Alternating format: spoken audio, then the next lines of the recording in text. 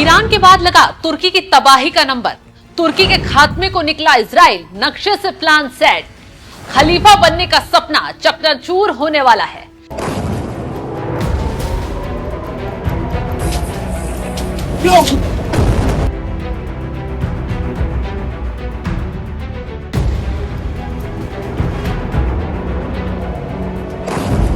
नमस्कार, आप देख रहे हैं एनएमएफ न्यूज में आपके साथ शबनम। दुनिया की सांसें थमी हुई थी, हर आंख ईरान और इजराइल पर टिकी थी। तभी सन्नाटा चीरती हुई एक खबर आई। अमेरिका के सैनिक ईरान में घुस चुके थे। तबाही का मंजर था। हर कोई अंदाजा लगा रहा था अगला कदम क्या होगा।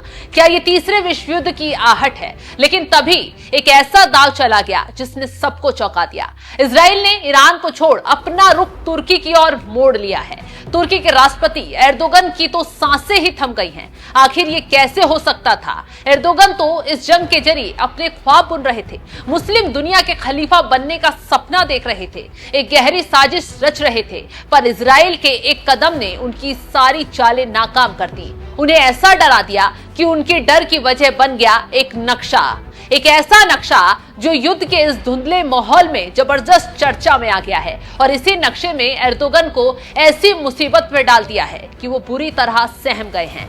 एर्दोगन का डर क्या है, इसका खुलासा हम विस्तार से करेंगे, लेकिन उससे पहले आपको ये नक्शा दिखाते हैं और समझाते हैं इसने क्यों एक नया बम फोड़ दिया है। ये है ग्रेटर इजराइल का नक्शा। इस नक्शे में आप देख सकते हैं फिलिस्तीन, Lebanon, Jordan, Syria, Iraq, Saudi Arab और चौंकिए मत, तुर्की के कुछ इलाके भी ग्रेटर इजराइल का हिस्सा बताए गए हैं। कल्पना कीजिए, मिस्र की नील नदी से लेकर इराक की फरात नदी तक की जमीन इसमें शामिल है। ग्रेटर इजराइल का ये विस्तार इराक से तुर्की तक पहुंच गया। इस नक्शे ने तुर्की में सिर्फ हड़कंप ही नहीं मचाया, बल्कि एर्दोगन की नींदें भी हराम कर दी हैं। अब इस कहानी के तार खोलते हैं। सबसे पहले समझाते हैं कि इस नक्शे का बाइबल से क्या कनेक्शन है। क्यों यहूदी ग्रेटर इजराइल के इस नक्शे को 3000 साल पुराना बताकर तुर्की समेत कई देशों को तनाव दे रहे हैं, और सबसे ज्यादा तुर्की क्यों परेशान हो रहा है, इसका खुलासा करें उससे पहले 27 सितंबर 2024 को संयुक्त राष्ट्र की बैठक में क्या हुआ वो जानना बेहद जरूरी है, क्योंकि यहीं से इस नक्शे ने तुर्की समेत कई देशों को एक करारा मैसेज भेज दिया है। संयुक्त राष्ट्र की उस बैठक में इजराइल के प्रधानमंत्री नेतन्याहू ने 2 नक्शे दिखाए। गौर से देखिए, नेतन्याहू के सीधे हाथ वाले नक्शे में Syria, Yemen, Iraq, Iran, Lebanon, इन सबको काले रंग से रंगा दिखाया गया था। इतना ही नहीं, इन देशों को दुनिया के लिए अभिशाप बताया गया। और नेतन्याहू के उल्टे हाथ में जो नक्शा था उसमें मिस्र, सूडान, सऊदी अरब और यहाँ तक कि हमारा अपना भारत भी हरे रंग में दिखाया गया था। इन्हें वरदान बताया गया। इतना ही नहीं, इस नक्शे को दिखाते हुए नेतन्याहू ने एशिया को यूरोप से जोड़ने के लिए एक कॉरिडोर बनाने की बात भी कही थी। नेतन्याहू ने बाकायदा मैप पर रेड मार्कर्स समझाया था कि कॉरिडोर कहां से कहां तक बनना चाहिए और इसका कितना फायदा होगा। नेतन्याहू ने सीधा बयान देते हुए कहा, ये उनके अरब पार्टनर देश हैं, हम एक लैंड ब्रिज बना रहे हैं जो एशिया को यूरोप से जोड़ेगा। ये हिंद महासागर से होकर भूमध्य सागर तक जाएगा। हम इस ब्रिज के साथ rail line, pipeline, fibre optics बिछाएंगे जो 2 अरब लोगों को लाभ पहुंचाएगा। नेतन्याहू का यह इशारा India middle east Europe economic corridor यानी IMEC की ओर था। और इसी साल इजराइल के विदेश मंत्रालय ने अरबी में, जी हाँ अरबी में, ग्रेटर इजराइल का मैप शेयर किया था। इस मैप में लेबनान, जॉर्डन, सीरिया, इराक, फिलिस्तीन, मिस्र, सऊदी अरब और तुर्की के कुछ इलाकों को शामिल किया गया था। अब समझिए, ग्रेटर इजराइल का ये मैप 19वीं सदी में एक यहूदी विचारक ने सामने रखा था। यहूदी विद्वानों का दावा है कि 3000 साल पहले इस जमीन पर यहूदी साम्राज्य था। उस समय राजा शाउल, राजा डेविड और राजा सुलेमान ने 120 वर्ष तक यहाँ पर शासन किया था। लेकिन फिर कसदी साम्राज्य के हमलों के बाद इस जमीन पर अरब के खलीफाओं का कब्जा हो गया। यहूदी विद्वान ग्रेटर इजराइल को बाइबल के ओल्ड टेस्टामेंट से, प्रॉमिस लैंड से भी जोड़ते हैं। उनका कहना है कि बाइबल में पैगंबर इब्राहिम को जो जमीन मिली थी वो जमीन यहूदियों की है। इसी आधार पर यहूदी जॉर्डन, सीरिया, इराक, ईरान, फिलिस्तीन, सऊदी अरब, लेबनान और तुर्की के इलाकों को ग्रेटर इजराइल का हिस्सा मानते हैं और इजराइल के नेता कहते हैं कि वो खलीफाओं से अपनी जमीन वापस लेकर रहेंगे।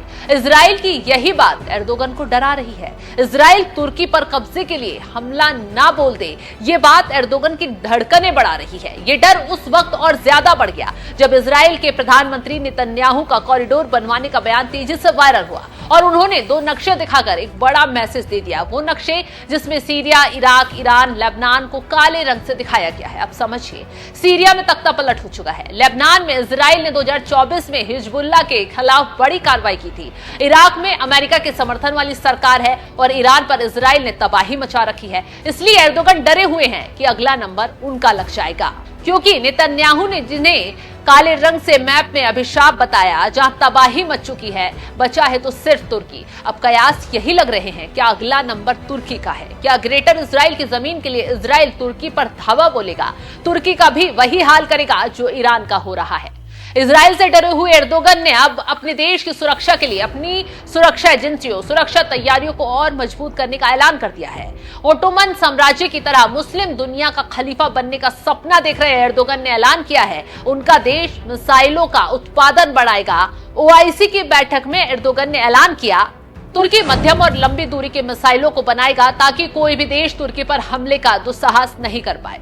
तो तुर्की पहले से ही हमलावर ड्रोन का सुपर पावर है। अब मिसाइल ताकत बढ़ाकर इजराइल को हमले करने से रोकने का प्रयास कर रहा है। यानी तुर्की अब अपने हथियारों की न सिर्फ संख्या बढ़ाएगा बल्कि मिसाइल का जखीरा भी बढ़ाएगा। अब ये भी जान लीजिए कि जो मध्यम और लंबी दूरी की मिसाइलें तुर्की बनाएगा वो कितनी दूर तक वार कर पाएंगी। दरअसल मध्यम दूरी की जो मिसाइल की रेंज है 3500 किलोमीटर तक की होती है। लंबी दूरी की मिसाइल की रेंज 3500 किलोमीटर से ज्यादा की होती है। अब अगर इजराइल तुर्की पर हमला करता है तो तुर्की इन मिसाइलों के जरिए लंबी दूरी तक पलटवार कर सकता है, क्योंकि तुर्की से इजराइल की दूरी करीब 1300 किलोमीटर है। तुर्की के पास फिलहाल अत्माका क्रूज मिसाइल है, मतलब तुर्की के पास अपनी जमीन से सीधा इजराइल पर वार करने वाली कोई मिसाइल ही नहीं है।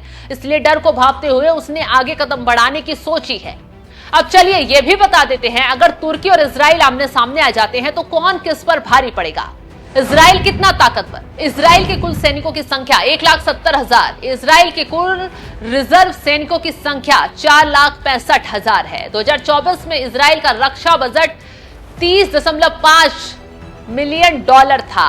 इजरायली सेना में आर्मर्ड व्हीकल्स की संख्या 43,407 है। इजराइल के पास सेल्फ प्रोपेल्ड आर्टिलरी 650, इजरायली सेना में रॉकेट लॉन्चर 150, इजरायली वायुसेना में कुल विमानों की संख्या 612, इजरायली वायुसेना में लड़ाकू विमानों की संख्या 280, इजरायली वायुसेना में ट्रांसपोर्ट विमानों की संख्या 12, इजरायली वायुसेना में एरियल फ्यूलर विमान 14, इजरायली वायुसेना में कुल हेलीकॉप्टरों की संख्या 146, जिसमें 48 अटैक हेलीकॉप्टर हैं।